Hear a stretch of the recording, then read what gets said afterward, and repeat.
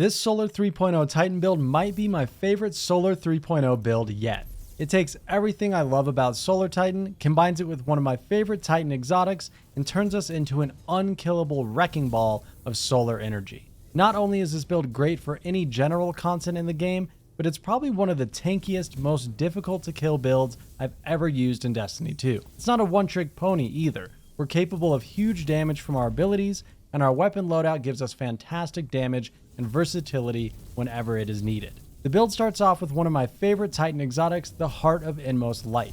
Now I'll let you know now, you can run several different exotics with this build. You could use Lordly Splendor or Phoenix Cradle, but personally I enjoy the loop that Heart of Inmost Light provides, and the boost to our ability damage and cooldowns makes it very easy to spec fully into survivability with resilience and recovery. Heart of Inmost Light makes it so anytime we use one of our abilities, it buffs the other two. This buff reduces the cooldown of those abilities, and it increases the damage of our grenade and melee. The buff stacks up to 2 times as well. So for example, if we drop our barricade, it buffs our grenade and melee to ×1. Then if we throw our grenade, it will buff our melee up to ×2, while bringing our barricade up to ×1. It's a never-ending loop, and it pairs perfectly with the new Solar 3.0 aspects and fragments for Titan. Let's quickly touch on our recommended stats for this build. Resilience got a massive buff and grants 40% damage resistance at 100 resilience, and for Titans, that reduces our barricade cooldown as well. We can double dip on that because we're using Heart of Inmost Light, so we'll be able to buff our grenade and melee very often. 100 resilience should be your top priority as a Titan now, and we also want to aim for 100 recovery if possible, as these two stats together will help make us absolutely unkillable when we put together our subclass and mods. Now diving into the subclass, we will be using Hammer of Soul for our super. This will pair with our chosen aspects Soul Invictus and create sunspots on impact. Our hammers now have the AoE effect built in with Solar 3.0, and our super will last longer while standing in a sunspot. Use your barricade of preference. I tend to use Rally Barricade in more general content, as the reload speed is a nice benefit, but Towering Barricade is great for cover in that higher end content. I prefer Strafe Lift myself, and for our melee we will be using the Throwing Hammer.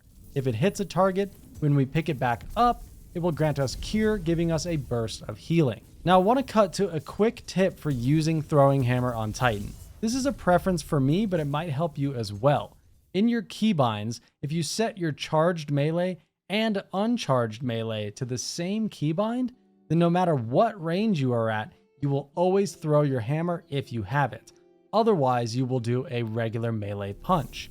You can do this with 2 separate keybinds if you want, but I try to avoid adding more keybinds when I can. This helped me a ton with being able to use the throwing hammer properly and chain those hammer throws in close quarters. Getting back to the subclass, I prefer the solar grenade here, but we have some flexibility. You can really use whatever you prefer. For our aspects, this is where things start to get crazy. We will be using Soul Invictus, which makes it so solar ability final blows, Hammer of Soul impacts, and defeating any scorched target will create a sunspot.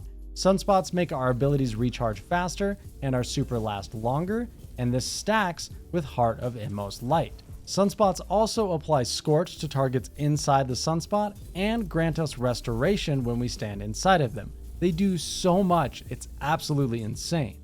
Next, we will use Roaring Flames. This makes any solar ability final blow increase the damage of all of our solar abilities for a short time, and it stacks up to 3 times. And again, this also stacks with the Heart of Inmost Light buff. You guys see why I like this exotic? For our fragments, we will start with Ember of Torches. This gives us the radiant buff whenever we use a melee attack against an enemy. Doesn't have to be a kill, simply hitting a target with our hammer will make us radiant, giving us a free 25% damage boost that we can literally have active all the time. Next, we will use Ember of Searing, which grants us melee energy when we defeat scorched targets. While that aspect of it may not be the most beneficial, as we pretty much always have our hammer, the plus 10 recovery can certainly help us hit our stat goals. You could swap this for Ember of Solace if you already have recovery handled. In our third slot, we will use Ember of Wonder. This makes any multi-kill with a solar explosion create an orb of power. This will help us out with our heavy weapon of choice, but it also grants us plus 10 resilience, which again will help us hit those stat goals. Finally, we will use Ember of Combustion, which makes our final blows with our super ignite targets. Now our Hammer of Soul will create a sunspot, deal damage in an AoE, and if we kill a target, it will cause a second AoE explosion for more damage. This allows our super to create tons of extra orbs of power with each throw and gives us plus 10 strength. Now this build is already incredibly powerful as is. Our sunspots and hammers will heal us, and we have 100 resilience and recovery to make us very tanky as is. But with the right combination of combat mods, this build truly becomes next level. Now if you don't have any of these mods, well, you need to join my Discord. I have a bot that posts every day for Banshee and Ada 1's inventory, so you never miss a mod again. Quit missing out. You need these mods. The link is in the description. Join my Discord. Starting off, we need Melee Wellmaker. It's all in the title here. Our melee final blows will spawn a solar elemental well for us. Second, we will use Explosive Wellmaker. This makes any explosive final blow spawn a solar elemental well. Little known fact, but Witherhoard counts as explosive damage because Bungie. We will talk more about our loadout in a moment, but we have two excellent forms of explosive damage to use with this mod. Next, we will use Well of Life. When we pick up a solar elemental well, we gain increased health regeneration for a short time. This is a great addition to our already insane healing and survivability. It helps make us unstoppable. For our fourth mod, we will use Seeking Wells. I recently got turned on to this mod, and its utility alone is well worth the slot. You basically get to forget about ever picking up an elemental well again, because any nearby well will automatically track to your location. This also applies to your entire fire team when they are with you, which is fantastic for high-end content. Finally, we will be taking one of the seasonal artifact mods, Classy Restoration. We already have 10 resilience, giving us a fast cooldown on Barricade, and then we throw Heart of Inmost Light on top of it, reducing the cooldown even further. Every time we drop our Barricade to buff our other abilities, we are granted Restoration, giving us yet another source of healing. I also squeezed in Well of Ordnance here because I had room, but it really isn't necessary. When we are standing in a sunspot and we drop our Barricade, we basically become indestructible. We have massive healing and damage resistance with this build, and lightning fast cooldowns on all of our buffed abilities thanks to Heart of Inmost Light and Roaring Flames. Use whatever other mods you prefer. The seasonal damage resist mods are fantastic, and things like impact induction on your arms work great with the build as well. For our weapon loadout, we are using Witherhoard in our kinetic slot. This works with Explosive Wellmaker to generate solar wells, and it auto reloads on Stow.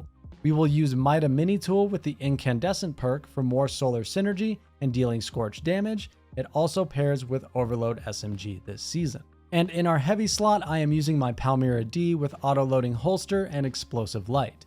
This will, of course, create solar wells from Explosive Wellmaker, and having Witherhoard and Palmyra both be auto-loading is fantastic, as we can swap to them for quick bursts of damage and put them away and forget about them until we need them again. And that's going to do it for the build, guys. Heart of Inmost Light is absolutely insane when paired with Solar 3.0, and this is quickly becoming my favorite build this season so far. The survivability alone is insane, but we remain lethal thanks to our loadout and Solar 3.0. Thank you guys for watching. I hope you enjoyed the video. If you did, do me a favor and leave a like down below. Smash that subscribe button so you don't miss out on any of my future content.